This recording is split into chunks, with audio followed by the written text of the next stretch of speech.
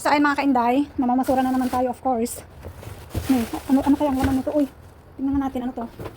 Dati mga kainday walang ilaw, ngayon nilagyan na nila. Kaya pala ni-renovate to eh. Ayan oh, may mga pininturahan nila. Ayan, nilagyan na ng ilaw. Ano to? Square pants. Tapos ano naman to? Dress ba to? Ayan. Ang lalaking ano, t-shirt. Ayan oh. Grabe. Tapos ano naman yan? And then, ano naman to, t-shirt din. Yan. Love. Parang, ang laki ng nagmamay-ari nito, mga kainday. Sobrang ano, lalaki. Yan oh. T-shirt na sobrang laki. Yan oh. Maganda siya, kaso nga lang, sobrang hab.